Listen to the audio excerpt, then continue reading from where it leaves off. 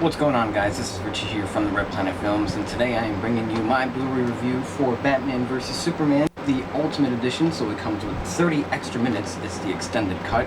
So this extended cut, if you will, is rated R, and before the film kind of came out on Blu-ray, it did come out like 2 weeks in advance on digital. A lot of movies tend to be doing that nowadays.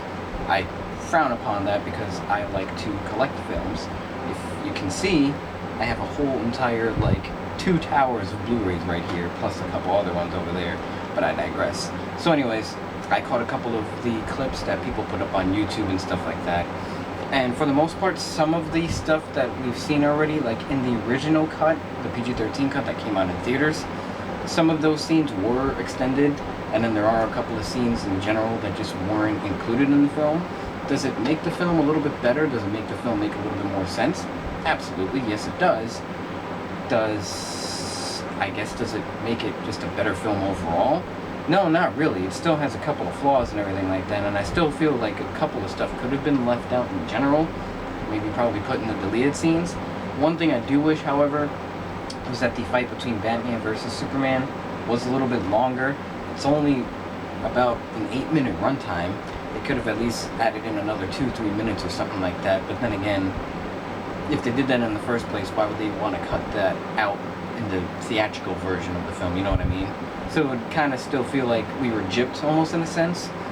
Either way, I guess we're sort of gypped, so there's really no like winning. It's like a 50-50 type thing. But it is what it is. We got whatever it was, even though it took about 2.5 hours for us to get to that fight scene, but I digress yet again. So anyways, there's a couple of special features that I'll show you in just a bit, like I usually do with my Blu-ray reviews. But anyways, overall, there is another scene that was released about like a month after the film came out in theaters, where they show Steppenwolf with the mother boxes, because, you know, you kind of figure out, you kind of wonder why Lex Luthor knows exactly what he does know towards the end of the film, and how he's able to kind of bring Superman to his knees, if you will. And there's a whole scene in general that involves the mother boxes, which if you haven't seen the Justice League trailer, I may do a video review on that, or just, you know, a video for my thoughts.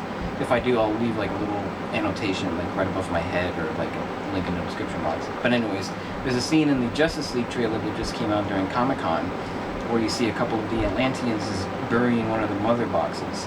So, I mean, if you're not familiar with like the DC universe or like some of the comics and stuff like that, the source material, you're not going to know who Steppenwolf is. Steppenwolf is pretty much a lackey, if you will, to Darkseid. So that's, you know, we're probably definitely going to see Darkseid. I'm not sure if we're going to see him in the Justice League film, but we'll definitely see him in the future, in the immediate future, that's for sure, at some point, I'm pretty sure. So if you're not familiar with the comics and everything like that, you're not going to know that he's the catalyst for what's going to come in the future DC films. You're not going to know what the mother boxes are. It's almost the equivalent to, like, if you're not familiar with the Marvel comics and stuff like that, or the Marvel universe, you're not going to know who Thanos is. You're not going to know what the Infinity Gauntlet is. You're not going to know what the Infinity Stones are. You're not going to know any of that stuff. But thankfully, they set up their films in a way that, you know, there's continuity, there's flow to it, so you do understand. You're like, okay, this, that, and the other, this is leading to that, that's a prelude to this is a catalyst to that. So, in each of the Marvel films, you know, they've kind of discussed the whole thing with the Infinity Stones and this and that. Whereas in this film, you're just like, okay, this is happening, but why? So, the couple of minutes, the 30 minutes rather, I should say, that are included in this film, there are a couple of things that make some of the plot points in this movie make more sense, like some of the plot holes and stuff like that, and it kind of gives you more of an in-depth of Superman doing some like journalistic work, and even Lois Lane has a bit more of a purpose. The beginning scene in the film where Lois Lane and Jimmy Olsen, if you didn't know that was Jimmy Olsen, yeah, that was Jimmy Olsen, he only had like time to shine for like 2 seconds. Why they're like overseas and like whatever Syria, Afghanistan place that they were. I'm sorry if that sounds incredibly racist, but I kind of just drew a blank. I don't remember exactly where they were in the film. So, like I said, there are a couple of things that those extra 30 minutes do contribute to make the plot points, the plot holes, I should say, make a little bit more sense. Doesn't make it a better film, yes and no, I still have my thoughts about it. There are elements in this film that are great, however, there are elements that I feel fell flat. This movie was too hyped for its own good, that it didn't live up to the hype per se. And, I mean, in some aspects it did, some aspects it didn't. In my opinion, you know, the Trinity, they were as good as it gets. Henry Cavill as Superman, tremendous. Ben Affleck as Batman, everybody and their mothers were completely nervous and just absolutely in fear about this casting decision, as was I, and he ended up being one of the best parts of this film. And Gal Gadot as Wonder Woman, another casting that people were nervous about because they said she was too skinny, this, that, and the other. She knocked it out of the park. She is Wonder Woman. And even the Wonder Woman trailer that just came out for San Diego Comic-Con, I may do a video on that as well. If I do, same rules apply for the Justice League one as I mentioned earlier. That movie looks like DC's best film. And it hasn't even come out yet. It's a freaking 2.5-minute trailer and it comes out next summer. So, you know, they knocked it out of the park. Lex Luthor is a little bit iffy. Jesse Eisenberg, I don't know. We'll see what he brings to the table in the future installments of these films. But it was, you know, hit or miss for some people. I kind of enjoyed it a little bit. I enjoyed the sort of cynical type aspect he took, the approach that he took with the character. We'll see how, you know, where that route goes. Suicide Squad is still coming. Let's see how Batman fares in that movie, or if they touch upon this movie in that film as well, or if it, you know, kind of leads up to the future DC films, which, you know, I'm sure it will. You know, there's just a lot that we have yet to see from DC, and hopefully with their upcoming films, they kind of redeem themselves in a way, if you will. But anyways, if you want my full review, I did do a full review for this film. It's pretty lengthy. I will leave the link to that in the description box down below, and I will put a link, a little annotation right below me, like right over here. So if you want to check that out, a little bit more of an in-depth review, you can go do so over there. So right now I'm going to cut this video and I'm going to show you what's in these special features. So before I do that, I kind of just wanted to give you guys a better up-close and personal look at the Blu-ray casing. I originally wanted the Steelbook from Best Buy. I believe it was a reversible Steelbook. It had Batman on one side and then you can like flip it to see Superman. So it is a slip cover case, which is pretty cool. And then I wanted to show you guys what the discs look like. Those are the discs right there. I will move that. So it's two discs, you know, one is DVD, one is the Blu-ray copy of the film, and then it has the digital copy code. No, you cannot have it because I will use it. And like I said, I will show you guys these special features. Alright, so here is the main menu for the Blu-ray. I will show you these special features as promised.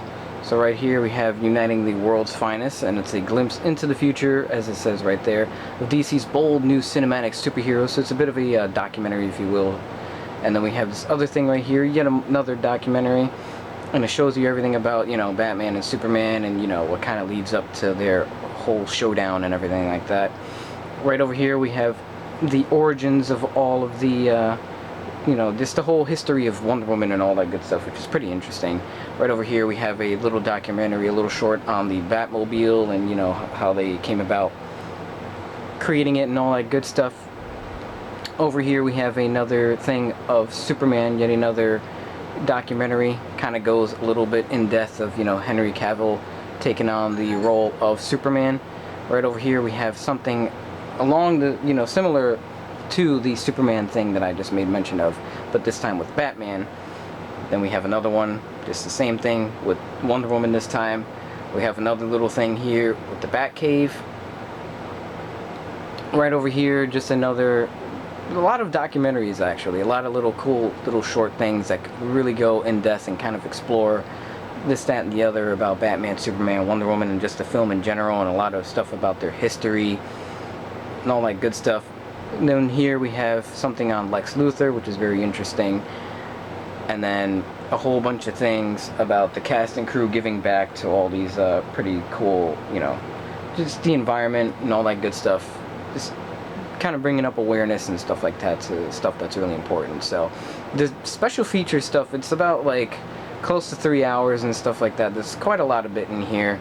I really have no problem with some of the stuff that's in here. I think it's, you know, packed full of a lot of cool different things and whatnot. And then right over here, you know, you get your audio and stuff like that or whatever. And then, you know, you have your standard subtitles and all that good stuff. So yeah, pretty interesting stuff. So I will head back to give you my final thoughts on the Blu-ray release. So overall, those are my thoughts and opinions on the Blu-ray, on the special features, and on the film itself, the casting, the characters, and all that good stuff.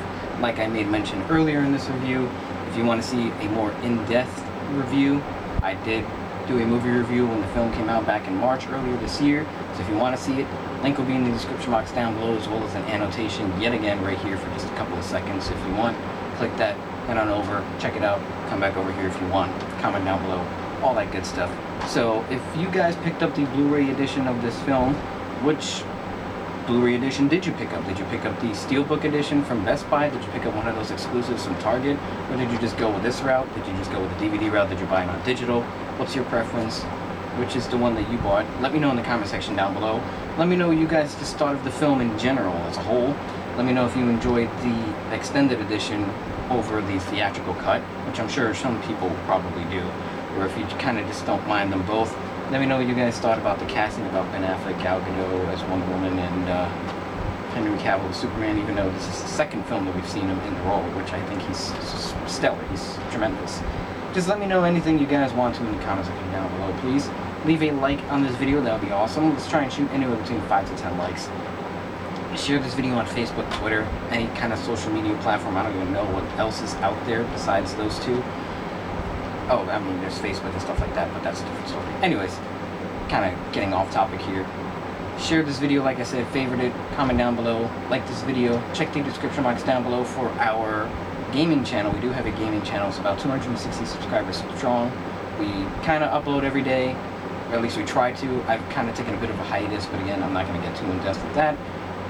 And then we'll also have a couple other stuff in the description box down below, as well as our Facebook, Twitter, and Instagram. So you guys want to follow us on social media, just give us a shout. We might even give you a shout back. So we'll see.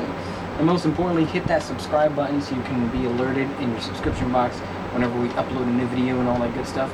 And by the way, we also have, if you've been with us for a while, you'll probably already know, if you're a new subscriber or a new visitor, we have a Green Arrow fan film on the way. We do have a teaser trailer up.